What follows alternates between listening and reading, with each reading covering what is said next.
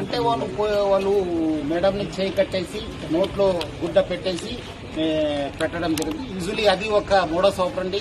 ఇక్కడ unfortunately madam ఆ ఒక సఫోకేషన్ వల్ల చనిపోవడం జరిగింది. ఆల్మోస్ట్ 1 year నుంచి అయింది. సో వాళ్ళ మదర్ కోసం ఇక్కడ సార్ వాళ్ళ మదర్ కోసం ఆమె రావడం జరిగింది. తర్వాత మదర్ చనిపోయిన తర్వాత మళ్ళీ ఆమె కంటిన్యూ కావడం జరిగింది. అందుకు నేను ప్రజలందరూ కూడా మనం ఇంటికి వెళ్ళి ప్రచారం చేయడం జరుగుతుంది. నేపాలీస్ పట్ల మీరు అందరూ కూడా అప్రమత్తం ఉండాలి. ఎందుకంటే ఇంత పోలీస్ చెప్పిన తర్వాత కూడా మళ్ళీ మీ ఇంట్లో పెట్టుకున్నారు. వాళ్ళు ఎవరు ఏమన్నా చూడరు, వాళ్ళు అవకాశం కోసం చూస్తుంటారు.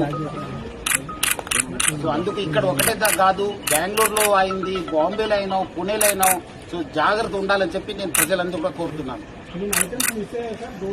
డెఫినెట్లీ మిస్ అయినాం. దాన్ని మనం ఎంత పోయింది, ఏం పోయిందని చెప్పి అంచనా చేయడం జరుగుతుంది.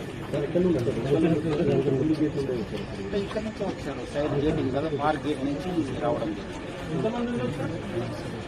అది మనము వర్కౌట్ చేస్తున్నాం.